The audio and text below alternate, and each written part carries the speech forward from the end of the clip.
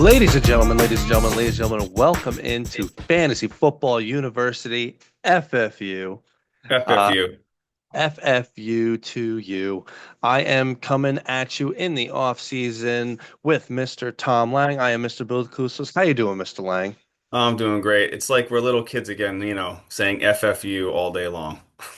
All, all day long, indeed.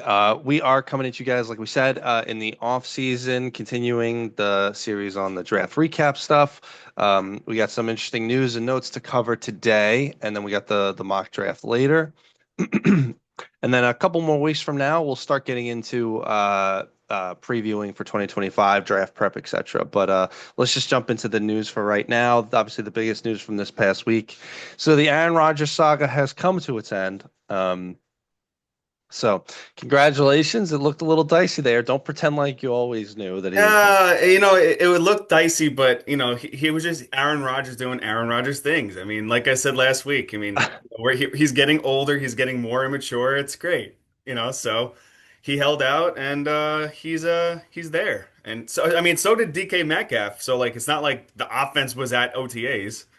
So No, no, they weren't. Well, it's relevant for about 1,000 different reasons. Top among which is that essentially we can now accurately, to some degree, judge how we think about the Steelers' skill players, especially guys like DK Metcalf, etc. Um, so it's going to be good for them. It'll be a good boon for them.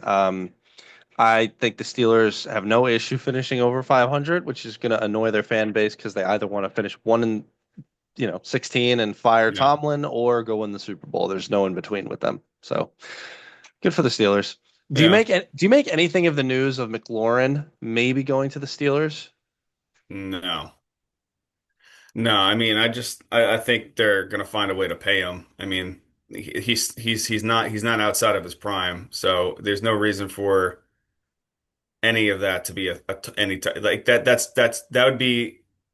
That'd be the most ridiculous thing I've ever seen outside of like, and this obviously is not related to football, but Luka Doncic being traded to the LA Lakers for just dog poop. Um, it would be like that. So no. Well, I mean, McLaurin's not the face of that team. He's a great player, Yeah, I but mean, but McLaurin. that's not a good analogy, I don't It think. is a great analogy because McLaurin is the face of that wide receiver group there. Of the wide receiver group, he's not the best player on the team. He's not the He's face of pretty the much team. right now, like he's been the best player on that team. Obviously, they have a quarterback now. Jaden Daniels, but Yeah, well, well, for yes, but what I'm saying is like if you get rid of him, that's a downgrade for Jaden Daniels. Jaden Daniels stock drops as well too. it does. I would agree. But I think the issue in Washington is that what he's demanding is a wide receiver contract that's untenable, especially for them at his age, et cetera, et cetera. It's Like, called negotiation. You start somewhere and then you have your middle point, and then you're like, all right, I'll accept this. I So, suppose it's not like he's CeeDee Lamb or anything. But I and he also he knows he's not CD Lamb. So, I mean, come on. Also, I thought I'd mention now before we get into some other news, just from a fantasy relevant perspective, I just wanted to run something by you, which is I think maybe the way you and I feel about McLaurin this coming year, do you think maybe we might be a little bit too bullish? He was very, very, very touchdown dependent last year, still had a great season. I mean, if you take away like five of those touchdowns, he still has like seven or eight or whatever, but it's not going to be as good as what it was. Do you agree with that? Or do you think Uh, we're right to be as bullish as we are? I think we're right to be as bullish as we are because I think that Jaden Daniels is only going to get better. So, I mean, with him getting better, with more talent around him, with Debo being there, not sure what's going on with the Austin Eckler situation, but I assume that he'll probably be there as well too. So there's a lot of talent still around that roster, and it's not like he's going to be double covered or, he's not that primary wide receiver that's like, oh, we got to double cover this guy. Like he still catches with his body. Um, Well, so and that's another story for another day. But he doesn't sometimes he doesn't go up for that ball. He catches, he lets the ball come to him. But again, I think Too much is made of that. I don't care how a guy catch. Just as long as you I catch it, I think don't care. That's it. I think that All the I criticism. I think that with the talent that's around him now, that's more he has more consistent talent. It's only going to make him better. So I think he'll maintain the same, maybe lose a couple touchdowns, but he'll gain that in yards. Okay. Okay. Well, so then I mean, we'll wait to see this offseason when he gets that extension. Maybe they'll arrange something. He will get it. He will get Um, it. all right, so here you get to take another W here. So the Ravens extended a wide receiver. Go ahead. Why don't you take your victory lap here? No, it's okay. You could say it. So wide receiver two. Rashard Bateman. Wide receiver two for the Ravens, Rashad Bateman, has received a pretty big contract extension, Yep. bigger than, and he's not going to admit it now, but Tommy knows, bigger than even he thought he would be getting. Yeah, Um, I mean that's pretty much the contract that that what you call it that a McLaurin deserves. I, then they would. That's not what he's asking I for. know, but that's the Yeah. contract he deserves. So, I've been reading enough like through the media and stuff that this essentially makes Rashad Bateman's upside, like wide receiver one territory. He becomes the wide receiver one for the rest. I don't think any of that's true. No, Like no. I think I think honestly, I've revised my view on him. I think it makes him an intriguing, like, hey, take a shot option, could finish as a wide receiver too, could have some good weeks in there. He's a bye week flex option. And again Yeah, and yeah and with a bye week flex option that's going to potentially give you high end wide receiver two numbers. right. And the issue and the issue with it is we literally discussed this a number of times. There is not one wide receiver that you can really just, or even tight end that you could Pass catcher, plug in and you could be like week in, week out, not moving them. There's not one. right, Even Zay Flowers, like don't right, you could battle it all day long. There is not one wide receiver. The reason why they gave him that contract, that extension, the why they're managing the roster this way is because it all their game runs on the run game. right. And if the run game doesn't, and then they're a 60-40 run pass split. And there is not one primary guy that's going to get 100 receptions, 100 plus receptions. I couldn't agree with you more. And, like what you said is so important. Like they're a run first team on top of the fact that it's Lamar Jackson. He's going to be running the ball a lot himself. Yeah. Uh, Last year, we were even talking about complaints at the wide receiver room about Leon, like, hey, you're not really sure when you're going to get the boomy games from Rashad Bateman or from Zay Flowers. And that was a year in which Lamar Jackson threw 41 touchdowns. So Yep. 41 touchdowns, and we're still talking about disappointment and stuff or unpredictability. So keep it in mind, because as soon as they did the extension, I was looking at like his ADP or whatever, shoots up the board. So Yeah. maybe that'll I cool mean, off by the time. and the thing is, the targets are there for like Zay Flowers, but he's only catching about 60 to 72% of his balls. So, Yeah, targets obviously are very important, but the problem is if you're not receiving your targets, you're catching your targets. Well, most likely that's going to go to another player, which could go to Rashard Bateman, but who knows? it could. It's. I mean, we'll see. I mean, I doubt Lamar Jackson throws 41 touchdowns this year. I mean, he's going to be great. He's our number two quarterback, but like, again, it's not going to be something that you're. This is nowhere like Tommy just mentioned. This is not a locked and loaded. Think about it. This is a flex option with some upside. Yeah. It's exactly what he is. Yeah, you could Um, roll the dice and draft them, and then you might right. find gold. But the thing is, you're gonna most likely drop him on the waiver wire. Right. The week that you drop him on the waiver wire is the week he's gonna go off. So, He's not the wide receiver one for Baltimore. Um, but he will. He won't give you a zero. That's the thing. He will. but He will. He will he, catch the ball at least once. right, but man, that's a low bar if that's he'll Yeah, catch the ball at least the once. big thing is, obviously the contract. I mean, I've been super high on Rashard Bateman throughout the season. There was points in time where I was starting him and it was paying off. I will just say though, it's not. It's like gambling. It's you just don't know what's going to happen. It's playing roulette. You're putting all your money on black, and everybody else has it on red, and then it just goes to zero. So everybody's screwed. He's playing for like the three games that maybe you would have been happy playing him next year. Well, I don't have his stats in front of me, but Yeah. it's just an interesting note. And again, for anybody in the media or any of the Reddit or anything to say, oh, this makes him the wide receiver one in Baltimore, that's ridiculous. That's ridiculous. It's just not the case. Um, yeah, I don't know, run first offense. All right, so let's talk about the fun news. Guy that we like. So Nick Chubb has been signed by the Houston Texans. Yep. I To, mean, to we'll definitely talk more about him today as we go yeah, over yeah. Let's AFC. save that stuff. more for once we get into it because I'm really curious to get your opinions on it. So we'll save that once we get into it. And the other bit of news that I have is so the OTA and mini camps they've been rolling Yep. now. And I just wanted to make the point of because we kind of touched on it last week about coach speak and other stuff about the cautionary tales to not overreact to every little thing that's being heard, and that doesn't just include coach speak. It's just like you hear everything, and beat reporters are so excited to report on any little thing that they see on such on like a rookie minicamp or an OTA or whatever that everything gets blown up into its massive proportion, etc. So like case in point, some things that I heard. Brock Purdy looks jacked. He's going to throw for 6,000 yards this season. Like, okay. Like, it's just OTAs and mini camps. I'm sure he's in great shape or whatever. He's still beholden to a run first offense, Kyle Shanahan, etc. He's I a he's mean, a multi-million-dollar athlete. He should be multi. jacked. Well, yes, and he should be. Yeah, it's like and like Travis Kelce, take note.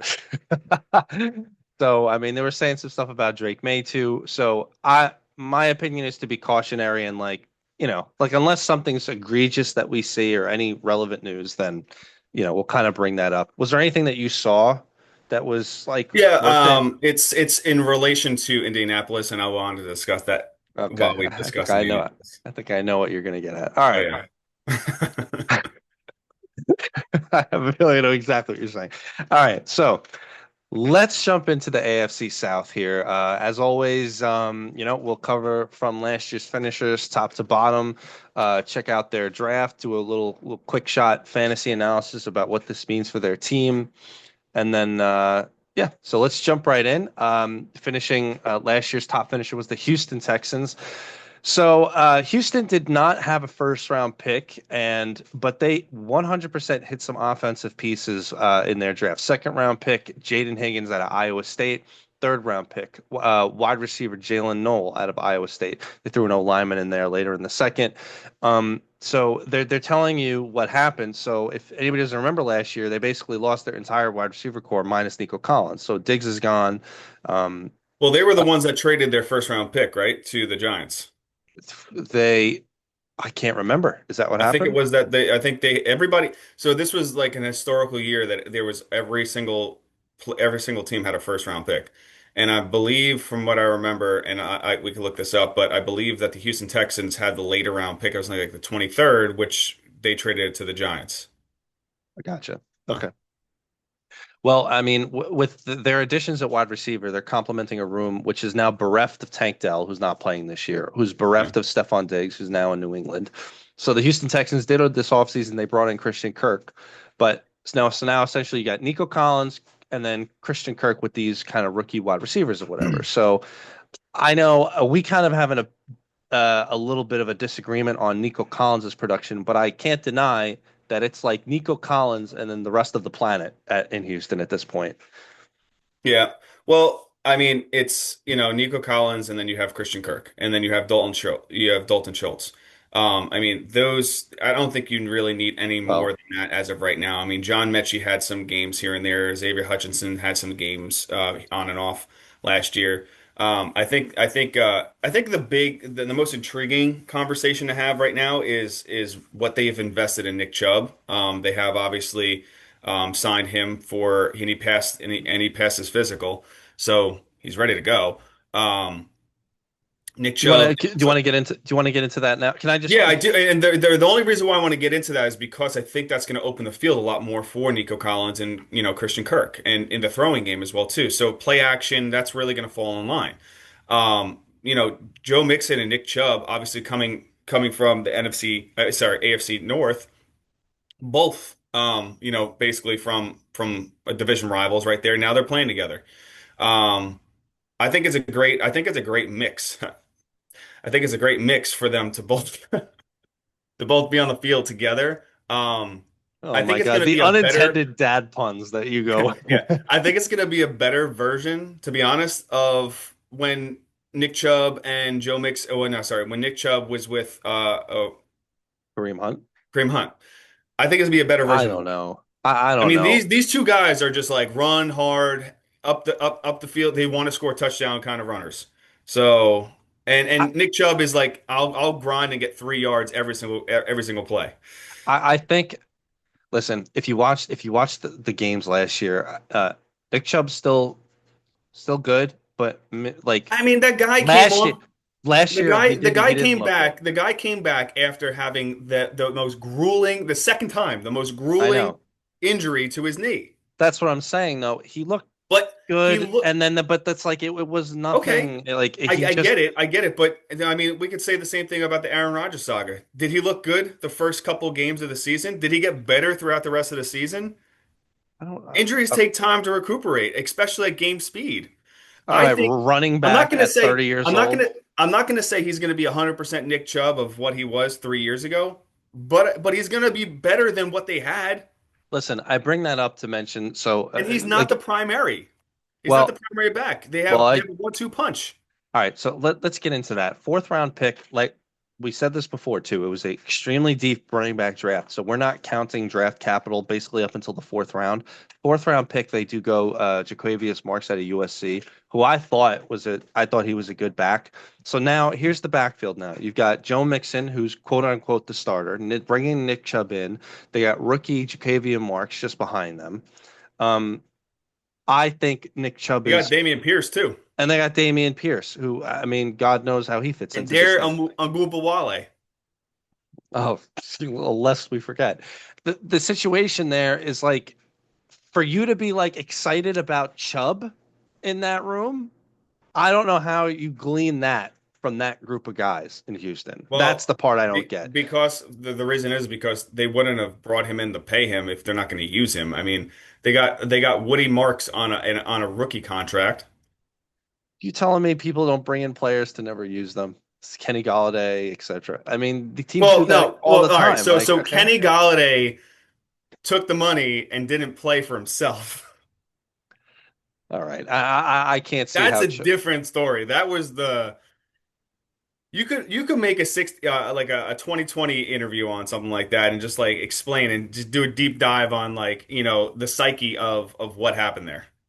I think I kind of bring all this up to be like Jaquavion Marks to me could be one of these sleeper rookie running backs later on towards the season. There's no way Joe Mixon and Nick Chubb stay healthy for the whole season. On top of the fact that these are older running backs, especially Chubb Well, with his the thing situation, with it though nothing is explosive now, the thing, but the like thing with it though is, I mean, they're two players that play so hard that they do get injured. I mean, having recovery time and having one F, one A, one B, and it's kind. I'm not talking. I mean, there's people that are basically they're just copycatting what's happening in Detroit. It's what it is. yeah, I understand that, but like It works sometimes sometimes people and it doesn't work sometimes. right, but like people are not going to execute it. I mean, there was a period of time following like 2010 or 2011 where, okay, the team saw what the Patriots were doing with the two tight ends thing, and they were like, okay, we could do that. And then they all failed. Like it's just like if you don't have the right personnel, the right coaching, the right Yeah. situation, it's not going to work. I mean, we talk about Jahmyr Gibbs and Montgomery all the time, but before that, your original was Mark Ingram and Alvin Kamara. That was the Right. original, and then it wasn't able to be copycatted for about like 4 or 5 years. By the way, can we just mention that like just because a team, first of all, every single team in the league has multiple backs on their roster. That doesn't mean all of them are going to have multiple relevant fantasy backs. It's Unless very rare. unless you are the San Francisco 49ers. Unless guys are getting injured, but then when those guys get injured, the guy who's in there, he's the only fantasy relevant guy. We're talking about teams that you're saying could be multiply fantasy relevant at the same time. I think the way you're drafting Nick Chubb, it's going to be a tremendous value. But okay, great. You draft him in the 88th round and like, oh, he returned Hey, I'll 66th draft him in the round. 15th round today if he's there. All right. I mean, this is I think we're getting excited over a name from 5 years ago. That's what we're doing. Okay, Like it's that's fine. yeah, that's okay. You can draft. I draft That's him. okay. Leave him alone. All right, let's go to the Colts here, who I completely forgot finished second overall. I didn't even know they won 8 games last year. I Well, there was completely a forgot. battle. Yeah, there was a battle. All right, so this was the big one. Their first round pick, they go Tyler Warren, the tight end for Penn State. So if anybody remembers, it was kind of a kerfuffle, but it's kind of like a disagreement about which tight end should go first, Colson Loveland or Tyler Warren. Most people thought it should have been Tyler Warren, but the Bears surprised everybody and took Colson Loveland. And Um, Daniel Jones loves throwing to the tight end. we'll get to that too. But I just wanted to get your opinion on that. Who did you think was a better tight end, Loveland or Warren? I mean, honestly, it just depends on system, to be honest, at this Okay, point. So maybe for the Colts system, Warren is the maybe. best. They were looking more for an athletic, but also blocking tight end as well too. Well, 'Cause, I mean, you know that offense is always going to like lead on the run with Jonathan Taylor. I don't see, to me, this is not the third year of rookie tight end finishing unbelievable. Like, 2 years ago was the guy from Detroit. I forget his name. Yeah, And Laporta. Laporta. Last year it was Bowers. This year, I don't see Warren finishing one or two. Like, I don't see that, but I do see him being valuable for a team where you're going to have quarterbacks who are, probably won't be that accurate. Yeah, let's just get into that real quick. So right now, Tommy's of the opinion that Daniel Jones at least starts most of the games for the Colts next year. Um, He might start week one.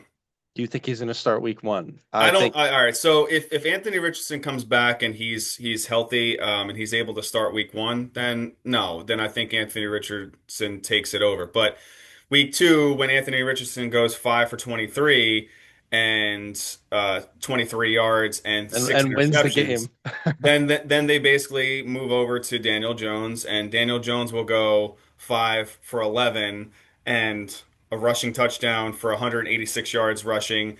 And yeah, so I don't know. I mean, I mean, I think it's gonna happen. I don't think. I know it's gonna happen. Because it happened last year. Anthony Richardson, he pulls himself out of plays when he's tired. Um, I mean, I've never seen I'll that never before live from a that down. quarterback. And not only that, but we were discussing off the record, his stats, his he. So I think he only threw was like 700 balls. Or no, Yeah, yeah. since he started playing quarterback in his Since he life. started playing quarterback in college, from college to the pros, 700 times. Like, Right. how can you say this is my primary start? I mean, I get it. They drafted the guy. They have to give him a shot. Because You know, they did it on promise and upside and that kind of thing. And they know what they're getting out of Daniel Jones, whose well, upside at this point is capped. I But promise you, the upside is better with Daniel Jones. I don't know that. I mean, I did see some level of improvement from Richardson towards the end of last year. They're giving him a shot. They're giving him every chance to improve. And obviously, like their draft should tell you. So they went tight end. The rest of it they went defense and O line basically. So I'm cautiously optimistic about the NFL future for Richardson. What that means from a fantasy perspective is it's going to be inconsistency. That's what we're predicting. But um, how I will say with this, with these inconsistencies, I do think that this is a really great opportunity for Jonathan Taylor to fall back in line as a top five running back in fantasy football this year. So, I sure. think And because I think it all just falls in line with that because it's all going to have to, in order for them to find success, they're going to have to be able to run the ball. And in order for them to be able to run the ball, when they run the ball, they're going to be able to, assess that play action. And that's, I mean, again, going back to it, that's Daniel Jones and also Richardson's kind of game. So they need that play action to work to actually move the ball down the field. Let me ask you something with no consideration of ADP. Um, are there any Colts wide receivers you would like on your team? No, Okay. Okay. I mean, not even, not even, who's the number one Colts receiver? huh? Who's the number one Colts receiver right now? Taylor Warren? Receiver. I know. Um, I don't know. It's tough. I would say This, Downs. yeah, but the thing is, if Joe Flacco was there, yeah. But I mean, the problem is this wide receiver crew is almost identical to what we're finding out, or we're discussing basically with the Ravens wide receiver crew. People, Sure. there's gonna be a guy that's gonna get targets, but is it gonna be enough to make it fantasy relevant week in, week out? I don't think so. I mean, Pittman is always going to be the guy that's going to be taken off the board because he looks like a big big wide receiver. He's your aforementioned wide receiver. But But the his problem is, explosiveness is not much, right? yeah, I mean he's a possession receiver, which is the other thing, which is great for the field, but it's not great for fantasy football. Well, it would be fine if you were getting peppered with targets at a PPR level that makes it worth it, which is not happening with, Richardson and inaccuracies and the quantity, just the sheer quantity of volume of the amount of throws. Yeah. Um, and it's not like, and honestly, like if it was more like the Giants situation where, okay, their quarterback situation wasn't good last year, but Malik Neighbors was getting 8,000 targets a game. Okay, you could work with that. You can make predictions. You can enjoy that. But the problem is it was such a big drop. I mean, the thing though is, and I will say this, I mean, the thing with what Michael Pittman is that, in 2023 he had 109 receptions, 1152 yards and four touchdowns. Last year he had 69 receptions, but he had 808 yards. So I mean, he was basically 300 yards off of the year prior with 40 less receptions. Uh, You got to remember 2023 season. Okay, Anthony Richardson got the start, but he was out almost immediately. Gardner Minshew was the starter for most of the season. yeah. So, I mean, which by the way, we like Gardner Minshew, but like that's a different kind of Again, quarterback. it just depends. It just depends on who's throwing the ball. I think Right. that's the big thing. I mean, I'm not comfortable with Anthony Richardson being quarterback and taking one of these guys as a wide receiver and plugging him into my lineup, even as a flex, because the problem is Anthony Richardson could throw the ball 17 times. He could throw the ball 40 times. Just Right. depends on the game.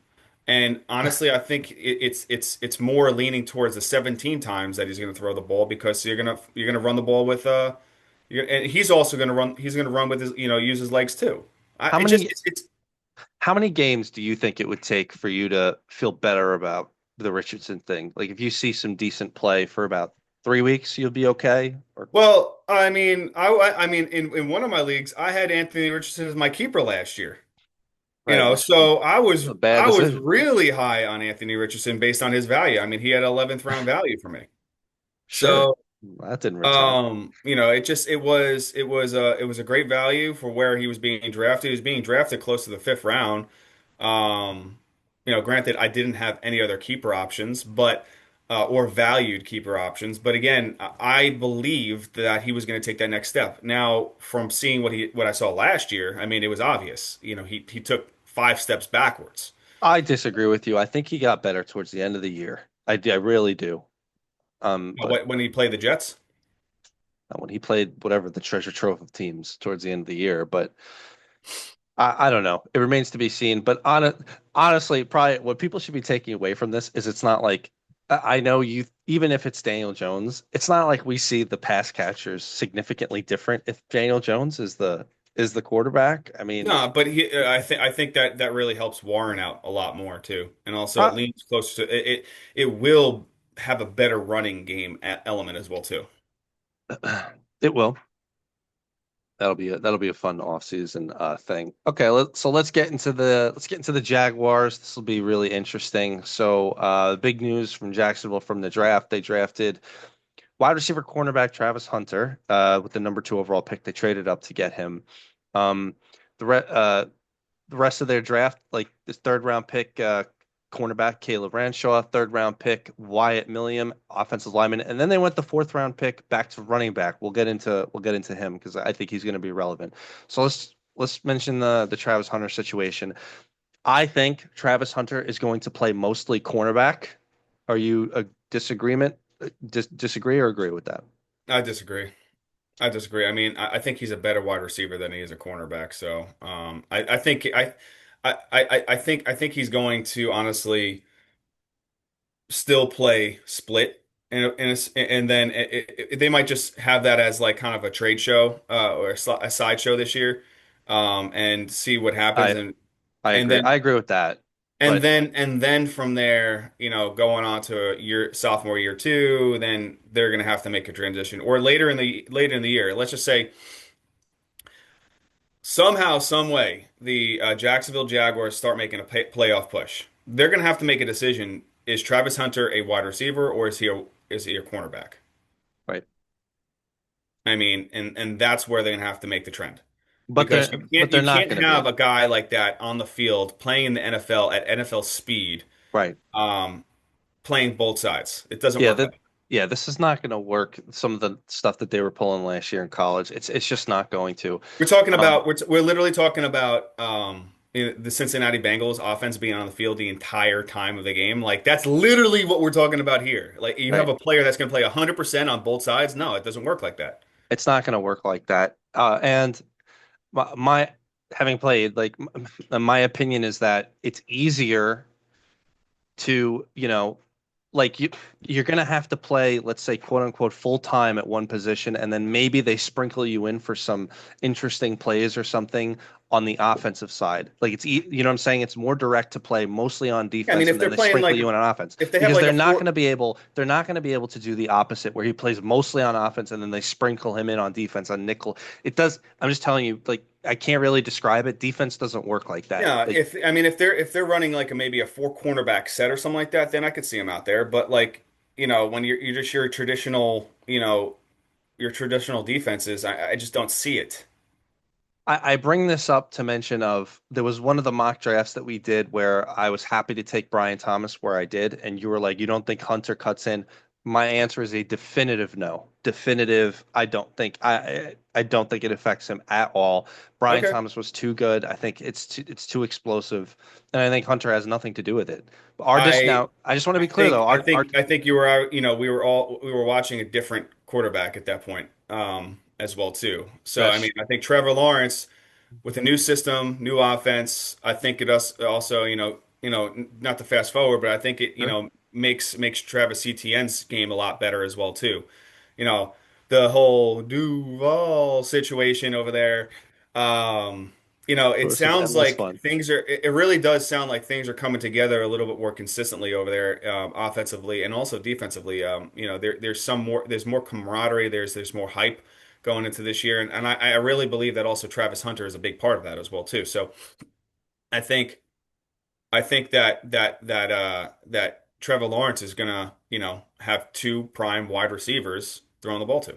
So wait, I want to be clear about the Travis Hunter thing. So my opinion is he plays almost all on defense and then they sprinkle him in on offense. You think they're going to just sprinkle him on offense and defense, or do you think he starts on offense and they sprinkle him on I don't defense? think they're going to sprinkle him. I think they're going to saturate him the first like 5, 6 games, and they're going to realize we can't do this. We can't play. We can't do this But to a player. they're going to realize that immediately if they haven't already. These are NFL teams. You Yeah, cannot but do you know what? I think they're just going to. Travis Hunter's gonna be like, I need to keep doing this. This is my thing. I'm the Heisman.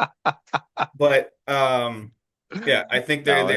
there's going to be a conversation with ownership and be like, no, you are a wide receiver. He's going to Why be a wide why receiver. why are you saying why? You think he's a wide receiver? Because he's electric. I mean, he's great. He's a great route runner. He goes up, catches the ball. He's a wide receiver. He's a Heisman wide receiver. I don't know. I don't know. I still think. I just think And he's playing with a better quarterback. uh, put that on a short. Watch the responses you get. All right, let's talk about a fun guy here. Let's talk about Bashal tooting his own horn here. So again, we're not counting basically up until the fourth round on draft stock against running backs. So Bashal Tutin to me hops into a great opportunity for himself, considering that ETN and Bigsby were absolute dumpster fire last year. Well, So ETN was hurt. right, but there was no You like can't call a hurt player a dumpster fire. Just he the wasn't offense was a dumpster fire. he wasn't just hurt. It just wasn't good. He wasn't hurt 16 games out of the year. It wasn't. It wasn't. This is his chance. He's Your he's just your primary quarterback was done. okay. There was a lot of dismay on that offense and Okay, also the so defense. in their fairness, I'll call the entire Jacksonville Jaguars a dumpster fire last year. Is that Yes, is that they were more they fair? were the traditional Jacksonville Jaguars from, years back. Enough years back. Yes. Anyway, he's a super explosive, super fast guy, Tootin is. And like we just said, however we got there, it's not like ETN and Bigsby have been that Do you amazing for the think last 2 years. if he gets a first down that they're gonna have toot toot? I hope they do. I mean, they do stuff for other, players like their own thing. I mean, This is another one of these rookie backs. I think of the narrative applies to a lot of them where they could have some good value towards later on in the season. So I think these will be good pickups, like X amount of weeks into the season. Maybe could end up being good keepers for you in the following year. We always say it every year. Rookie running backs make such an impact, especially towards the end of the season. So Yeah. I'm pretty high on Tootin. I'm Again, honestly, I I, might and not be drafting him, but I will say this: if I'm punting the tight end position, um, oh, I don't want to hear this. if I'm punting the tight end position because of Evan Ingram's departure, Oh, here we go. I'm feeling pretty good with Doctor Doctor Strange. Strange. Yeah, Doctor Brenton Strange. What did we say? So the game that Brenton Strange started in, the only game he started in last year, what was he? He's the tight end one. Yeah. Yeah. But again, I got to use your argument against you. That was with who at quarterback? Uh, Bombs away, whatever his name is. uh, Oh my gosh, fu- for the yeah, Patriots. yeah. Alabama, the Mac Jones. Patriots. Mac Yeah, Jones. Yeah. Mac Jones. Yeah. So let's be real about it. All right. A last point I want to make on Jacksonville. We both think it was the most ridiculous thing for Liam Cohen to do the Duval thing.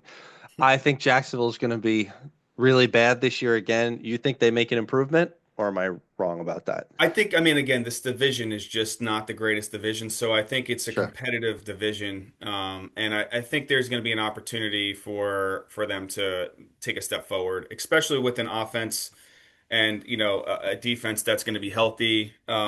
It's time will tell with the new system, but again, I mean, the system worked in Tampa Bay, so if the system worked in Tampa Bay and you got these kind of same caliber kind of players on your roster. Um, I think it's going to be a good thing. Okay. Now, the next team we talk about, though, I will tell Yeah, you, I think that it's going to be very, very weird. I'm sure it is. So let's jump into them. So coming up the rear, what is the Tennessee Titans? No surprise, the number one overall pick. They grabbed Cam Ward. Tommy and I have already laughed at the fact of the Titans are halfway pretending that there's going to be a quarterback competition, and we'll see. Cam Ward is the starting quarterback for the And see Tennessee Titans.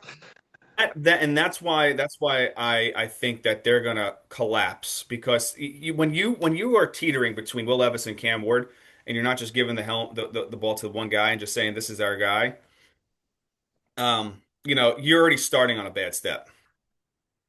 Right. But even if they don't have a good season, Cam Ward could come out looking okay and look like you have promise. You know what I mean? Like the future is Yeah, bright. It could be he could like look Peyton like Manning's rookie Caleb season or Williams of something. last year. Well, he didn't. Caleb Williams didn't look so good, but Peyton Manning had a rough rookie season, but you could see the talent and the promise, etc. I mean, I'm not comparing him to Peyton Manning. I'm just saying like there's possibility there. I'm also of the opinion that They could have rolled with Will Levis. I still think he has promise, but whatever. They've made their decision. They're going to go with Cam Ward. The rest of their draft, they went Mr. uh, Mayonnaise is going to have to go over to like Duke's Mayo now instead of it being Hallman's. So second and third round, they went defensive picks, and then they kind of went some skill picks towards the end. Kamire DK out of Florida, rookie wide receiver. Then they had three fourth round picks. Tight end Gunnar Helm out of Texas, and then wide receiver Eric Allimore out of Stanford. So the wide receiver room in Tennessee is really interesting at this point. Uh, so I do think Calvin Ridley's getting a little bit underrated. He's going like he's another one going in like the 12th round. Like I don't know what the round is. It's going like really really late, Again, it's gonna depend on it's really just gonna depend on who's gonna be the starting quarterback. I'm assuming that it's gonna be Cam Ward. You know, which is not going to be good, but if it's no, I think it's be great because that guy's just gonna gun it. but maybe, unless it's just like peppering up targets The right to problem him. I have with this offense is they just don't have a big-bodied running back. They just have your scat backs, you know, Tajay Spears and Tony Pollard. I mean, Tony Pollard's not a big guy. You know, they're both, you know, almost equal to size. Maybe give or take a little bit more stature for Tony Pollard, but they kind of play the same way.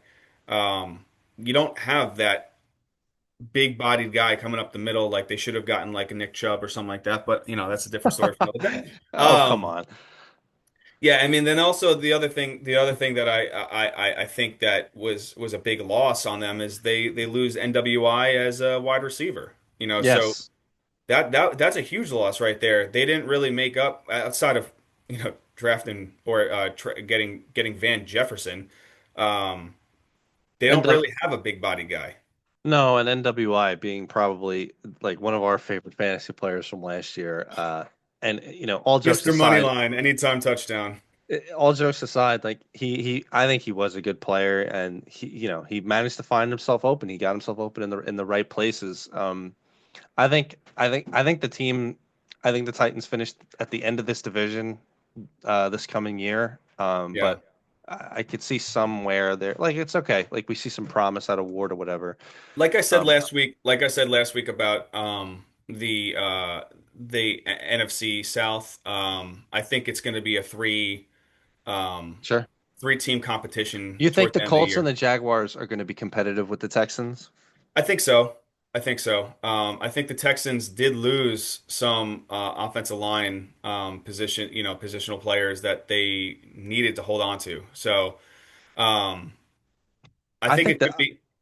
I think the Texans win the division again and they win it easily, but having like unlike how we think about the Bills just completely crushing the competition, the Texans are going to win like in their sleep because of I don't basically think so. like by I don't think default so. because of like how bad. Okay, Yeah. all right, I mean, if I was a betting man, I'd probably and you are.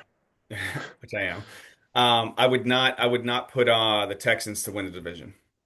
You would not put the Texans to win the Yeah, division. if it was like the Well, the field odds versus are the better with. Texans, Okay, well, it's if it was not. It's pick a team. That's what it is. yeah, well, let me look at this until give me 2 weeks and I'll give you an answer. I would take the Texans to win this division. Yeah, but let me just I'll put this on record. I will not take the Texans. I'll take either between the Jaguars and the Colts. I can't believe you're taking Duval here. I can't believe it. Oh. All right, you ready for some mock draft action here? Yeah, let's get it. All right, mock draft indeed. Yeah, Yeah, so I'll set this up. And well, by the way, real quick, just to remind everybody, this is going to be this is double flex, and we're going to go half PPR. So I'll set this up. Tommy, you want to set the stage here? yeah, so we're actually going to do the full well, there's only 14 rounds. We're going to do the full 14 rounds.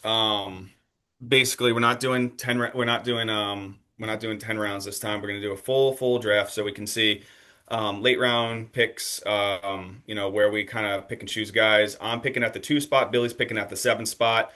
We're gonna try to speed up our conversations and not, Yep. delay any of these picks. We will, obviously discuss, players that were picked outside of our positions, but we are gonna, articulate the reasons why we're gonna pick some of these players.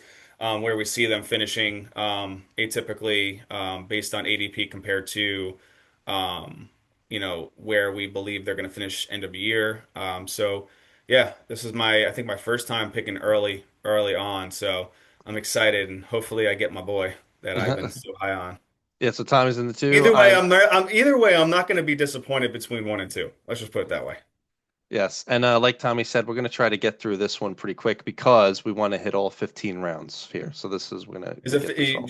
it's only 14 rounds, so Oh, sorry, for 14 rounds. Yeah, because we replaced um we got the double flex and we replaced the kicker oh, spot. we gotta choose a defense. Oh no! Absolutely. All right, I guess I have to take Jamar. Well, I'm gonna be taking Jamar Chase with my my first pick of the second of the first Yeah, because Barkley second went pick one of the first overall. round. Saquon Barkley went first. All right. Then Bijan goes, CeeDee Lamb, Jefferson, Gibbs, and now Billy's on the clock. Okay. So yeah, this is I'm glad we chose this just to give 2 seconds of lip service to this. So um the tier one and two running backs are off the board, and the tier one and two wide receivers are off the board. So that's st the seven spot is, in my opinion, the most difficult spot to pick at in this year's draft because the other picks to me are pretty automatic. So at this point, you basically go the route that you want to go. I'm going to be going the running back route. And in my tier three running backs, I've got a couple of these guys who are here, but I've got to open them up. I've got to get them. I have to pick one of them. I know Tommy would more than likely probably go Henry. I don't know if he's in my tier three yet. We'll get to that in the offseason. I could either go Gianti or McCaffrey. I've been going McCaffrey on some other ones. I'm going to go Gianti here and I'll roll with that. So following Junty, I'm on Ross St. Brown, Puka Nakua, Malik Neighbors, Devon Achane, Brian Thomas, Wow. Christian McCaffrey, Nico Collins, AJ Brown, Brock Bowers is off the board, and Ladidi Metcalfe is now off. So I'm back on the clock, and I mean Derrick Henry's still available here. I don't know how I don't pick him just to Billy, keep to. you wanted Jonte so bad that because you knew I was going to probably take him in this round. No, no, tier three. We go tier based rankings. So there's some other guys here that I would be interested in. I'm pretty happy with Drake London, but for Derrick Henry to fall here, I'm just to me, I'm happy to grab him. So Derrick Henry. Following Derrick Henry, Josh Allen, first quarterback off the board. Drake London's off. Trey McBride, Josh Jacobs, and now Mr. Lang's on the board. All right, so we're in a position where basically as we discussed throughout all these other drafts, the next one in line is obviously Bucky Irving. We're not so high on drafting him this early. We're lower than consensus JSN, for sure. I will completely stay away from that boy, all day long. I'm not looking to draft a quarterback, unfortunately, this early, in this draft. So it kind of leaves me between another wide receiver, which is Tyreek Hill, who I'm feeling very confident on this year. At this point in the draft, I would feel really, really good about drafting him this late in the second round. But there is a player, and I know that I'm basically going to be able to get a 1-2 punch here. So, and a lot of players most likely are not going to go off the board that I'm looking at. But I'm gonna lean towards the running back because I do need a running back to continue my roster. And we talked about him earlier today. Jonathan Taylor is going to have a really good season, I believe, if he stays healthy. So I'm going to take Jonathan Taylor as my RB1. Then after that, Irving goes and JSN goes. Two players I really didn't want to touch. So Right, we're perfect. They lower both than go right. back to back. Now it puts me in a position where I can continue to go running back, or I basically would need to bolster the wide receiver two position. Tyreek Hill, like I said, I really feel good about him this year. Um, there's also Terry McLaurin, who's in that contract negotiation situation. And then there's another player in Karen Williams that I do feel really, really high on this year. But I'm going to just continue my wide receiver trend, I believe, and I'm going to take Tyreek Hill as my third pick. So after that, Jaden Daniel goes, Higgins goes, Jackson goes. So quarterback three goes off the board, and then James Cook goes, and then Billy's on the clock. Yeah. So double flex, when you're in positions like that, it kind of normalizes the value between running backs and wide receivers. Because of the way of the draft, I just kind of went running backs first and second round. So now I'm going to be hitting wide receivers pretty hard here. So to me, I am. I've been wavering on Garrett Wilson as of late. We just had the conversation about Terry McLaurin. Excuse me. Any of the other options here are farther down the list, who we may or may not feel better about. But for the sake of the draft, I'm going to go Garrett Wilson, just because, you know, I didn't necessarily have to go McLaurin. McLaurin goes after him. Kyron Williams is now off the board. Marvin Harrison, Mike Evans, Jalen Hurts, Brees Hall, Chase Brown, Devontae Adams now is off the board. Good, because Oh, my I don't boy. have to go that. Joe I Burrow's thought I off was the gonna be board, able. I thought I was gonna be able to hit it. and Rashi Rice. So it brings me back to the board here. I'm definitely going wide receiver, and two guys that I'm really high on are still here: DJ Moore and Cortland Sutton. I am. I know that the one of them that I don't pick is not making it back.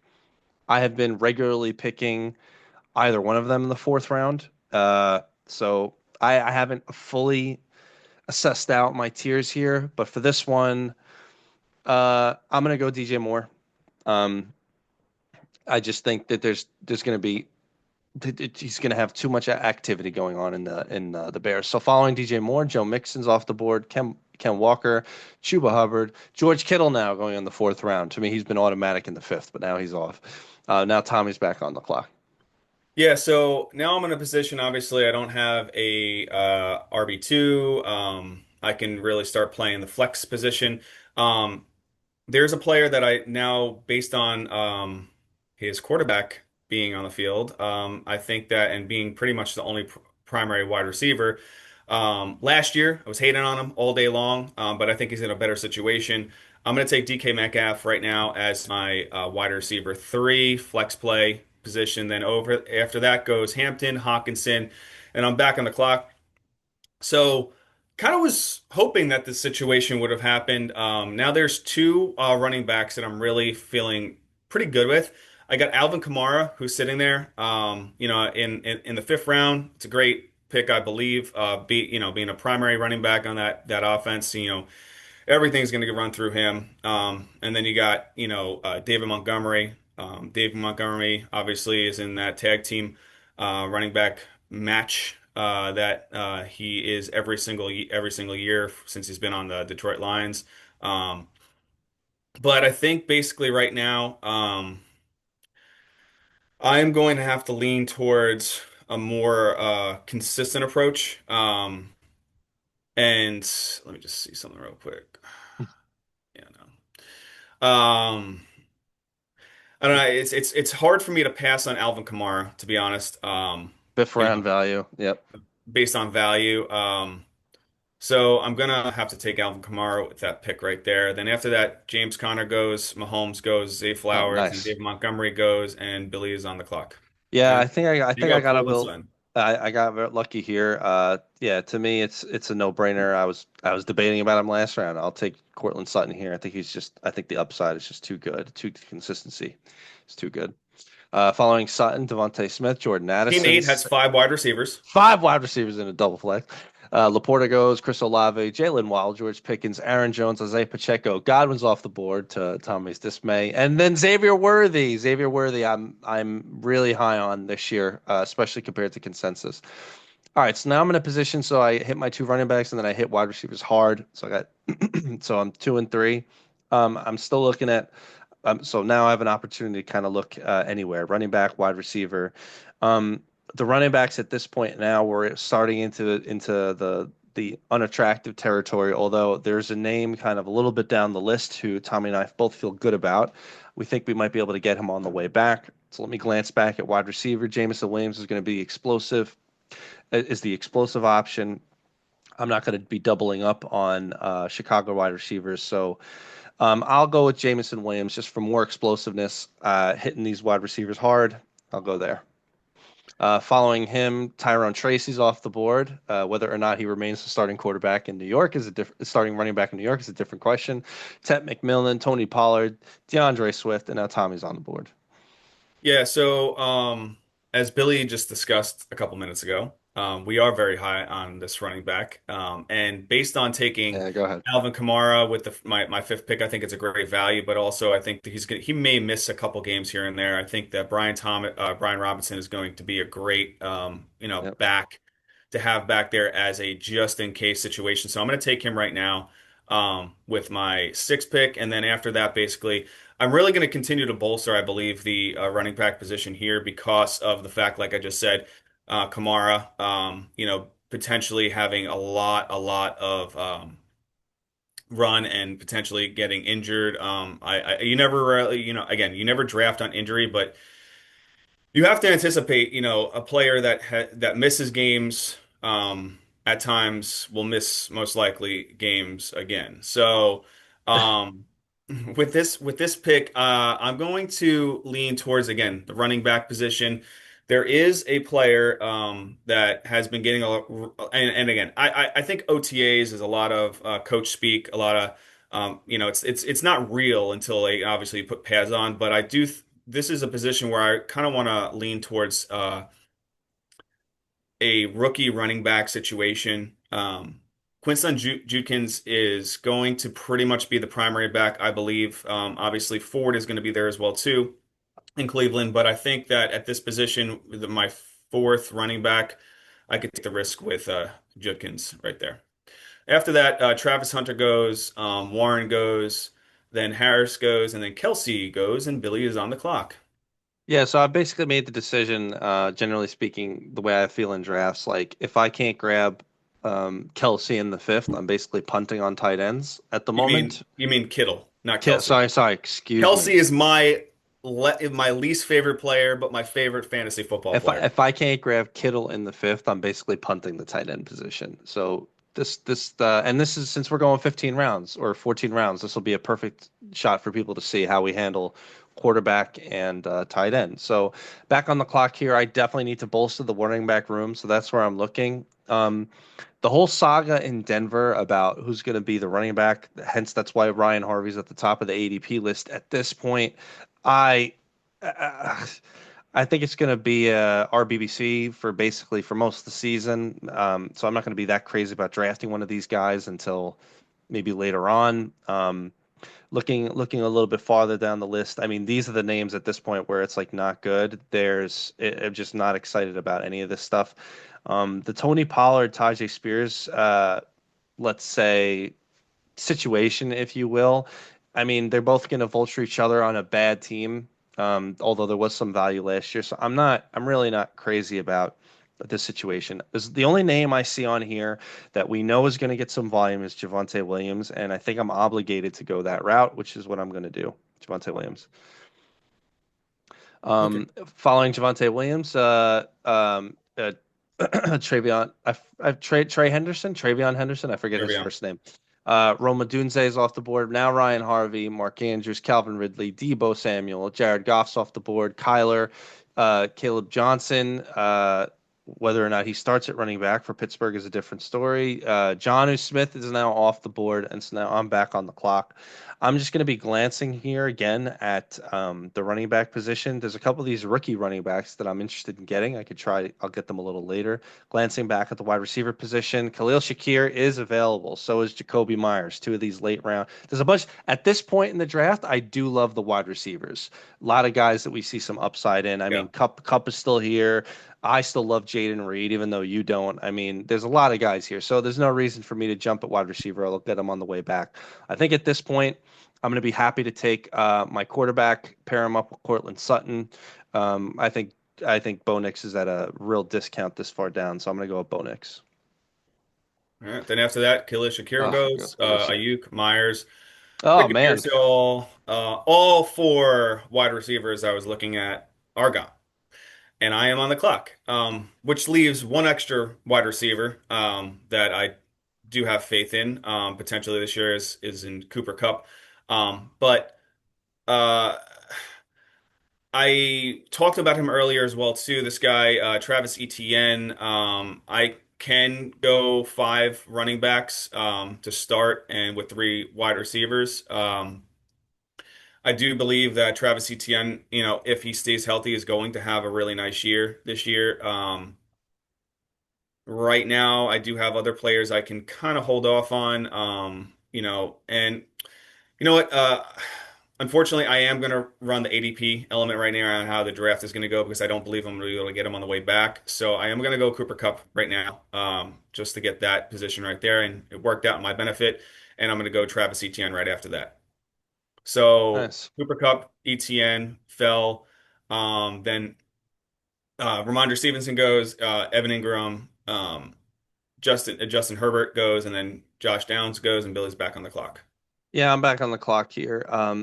So there's another name at running back that I'm gonna be planning to get a little bit later. I know I can wait on him, so I'll let that sit for now. I'll glance back over again at wide receivers. I got four. I could use another one. Some of the all the most of the wide receivers that I wanted fell. In fact, every one of them. Khalil Shakir went off the board. Jacoby Myers, Cooper Kupp, Stephon Diggs, and Jaden Reed. They all went off the board. Every one of them. So I got the ADP game that played awful on me. Glancing at what is left on the board, I believe in Jaden Reed for this year at least. I don't believe in Matthew Golden, so I won't be taking him. We just debated the whole Michael Pittman, Josh Downs thing. At the very least, I'm not crazy about the upside here. Right now, I'm looking for some upside. Jalen McMillan, I still think he's going to be great, but I mean, it's just such a crowded room in there. But we did have um, we had a fun disagreement about the wide receivers in San Francisco, and I'll go with my heart here. I'll go with Juwan Jennings. Uh, Following Juwan Jennings, Jordan Love's off the board. David Njoku, Caleb Williams now off the board. Michael Pittman, Matthew Golden, Zach Charbonnet, Tyler Warren, Brock Purdy, and Tajay Spears is off the board. So we got to remember now this is a full draft, so we at some point I got to grab a defense, and I still have punted on tight end, which if I glance over at the position, We both did. I still got Dalton Kincaid, who his upside's always there. My Prior to the Derek Carr situation, I was always aiming at like Juwan Johnson, kind of in the late rounds. But that's kind of out the window now with who's going to be throwing him the ball. So I mean, you Glenn, can't. You should just take your favorite wide receiver of all time, Tampa Bay. Jalen McMillions. No, I got five wide receivers now, so I need to glance back at running back or tight end. So the running back that I want, I am almost certain he's going to make it back. Just glancing at teams, they got five running backs, two running backs, three, one, two, three, four, one, two. I'm almost certain he's making it back, but I got burned on ADP before. I'm gonna I'm gonna hold off and see if the running back that I want makes it back to me. I'm gonna try to play the game. So I will go Dalton Kincaid with the tight end at the tight end position here. I'll go for some upside. That's what you're taking shots on. So I'll go Dalton Kincaid. Mooney's off the board. Luther Burden, Rico Suave is now off. Dak Prescott, which probably aggravated Tommy there. Dak Prescott's very high on his board. That's okay. Tommy's on the clock.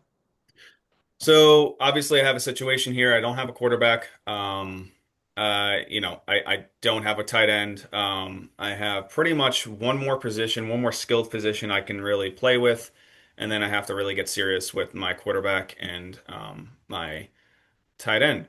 But right now, I'm going to lean towards taking a player that I believe we discussed him today. Not a lot, but based on him being wide receiver two, being traded to the Houston Texans, I think Christian Kirk has a lot of value.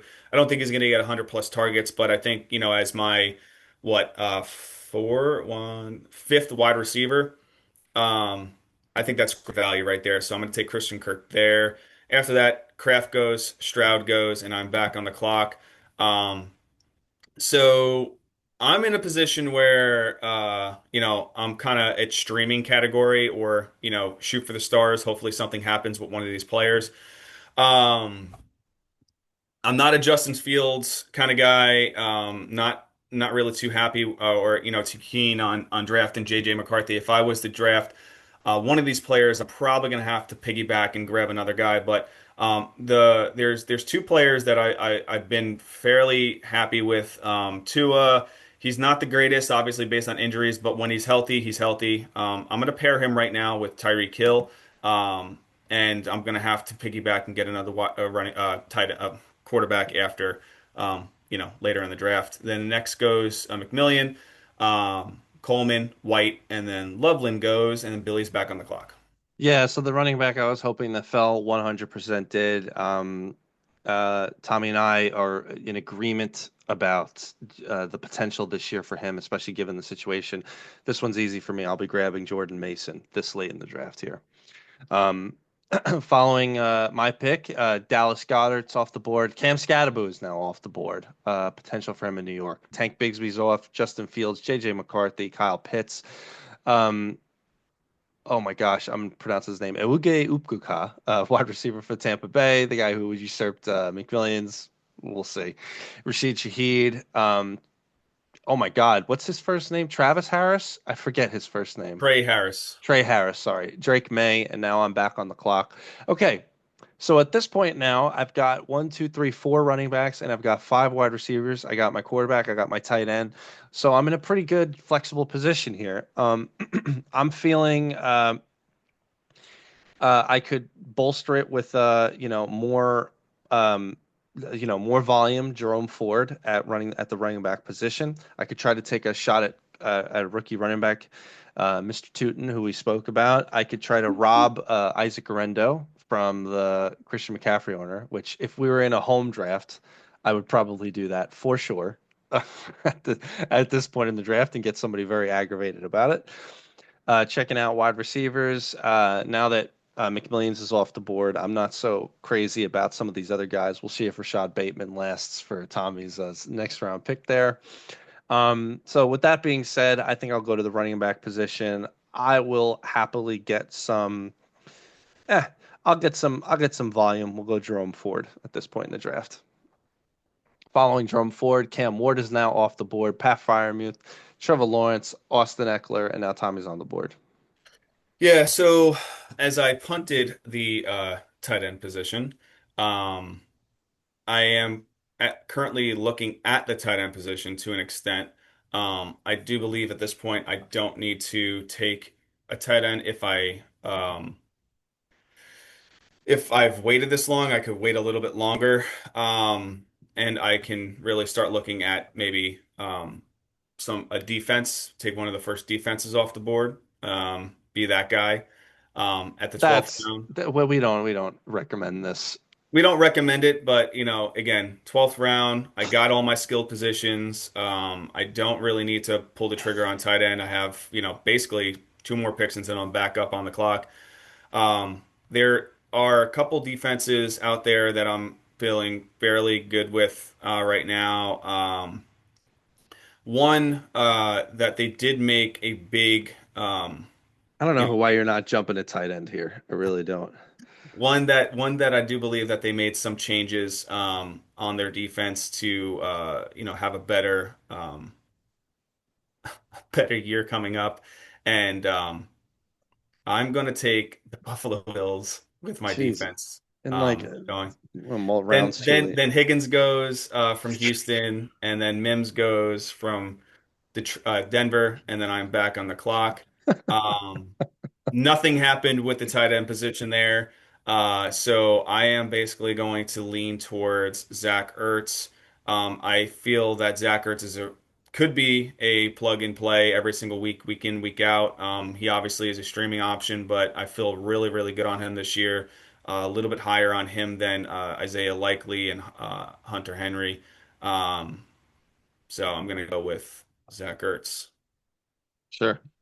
So one of the After things, that, yeah, go After ahead. that, Hollywood Brown goes, Keenan Allen, J.K. Dobbins goes. He's not on a team yet, and then Tootin goes before Billy was able to grab him. Bashaw Tutin is now off the board. All right. So one thing now at this point in the draft, so my 14th pick and the final pick, that's going to be defense. So I can basically go any route here. Any guy I want to take a shot on running back, wide receiver, or tight end. Some cool options at running back. I could take the shot at Jaden Blue. I already have Javonte Williams, so that could be a good idea to wrap up the Dallas backfield and see who emerges out of there. It's a good option. Um, I could also steal the Isaac Orendo thing from the McCaffrey owner, which, like I said, if I was in a home league, that would 100% be a thing. While at the wide receiver position, I'm not touching Amari Cooper. I'm not as high as Rashad Bateman as Tommy might be, although we both said exactly what it is. Flex option with some level of upside. I've already got five wide receivers.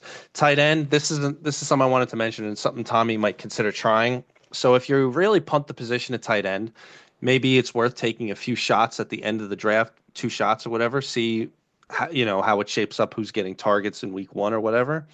I've already got Dalton Kincaid for some upside. I could try to get maybe Doctor Strange or Hunter Henry or Gesicki to see if like they're getting some targets or something, or if there's something different. But I'm not going to go that route at the running back thing. I'm just going to take Jaden Blue, wrap up Dallas's backfield, have some upside, and we'll go from there. And then I'll pick up my defense on the way back. So Isaac Rendo now off the board. Uh, Karen Williams, I forget his name, the wide receiver in New England. Amari Cooper, Hunter Henry, Trey Kyle Benson is off the Williams. board. Kyle Williams, apologize. And then now the defensive runs. So the Saints are off the board, Steelers, Commanders, Jets, 49ers. Now, one thing I should mention about defenses, we'll talk about this when we get to draft strategy, is that you want to great pick out good defenses, but you want to 100% look at uh, what are the matchups in week one, week two, the early stuff, because you're going to end up playing matchups throughout the year. So I don't off the top of my head have the week one schedule. I do know that the Philadelphia Eagles are going to be the best defense, so I'm just going to grab them now without even a thought. Following them, Texans are off the board, Bucks, Dolphins, Patriots, and I can't wait to see who Tommy picks with it. Yeah, Who he picks with so his as last I pick here. discussed, drafting Tua is a really, really tough pill to swallow sometimes, especially based on injuries. So I'm going to draft Aaron Rodgers with my and then the Packers go. The Packers off the board. There we go. So everybody could let us know who they think won that draft. We'll wrap it up here really quick. Final thoughts, sir? Yeah, I think it was a good show today. I think that I won the draft, and if anybody wants to share, subscribe, we really appreciate everybody that takes the time to watch the video, checks out our shorts on TikTok, all other platforms, Facebook, whatever, yeah, again, we appreciate if we can continue to grow the community and get onto live status one day. It would be really, really nice. Awesome. Thank you, everybody.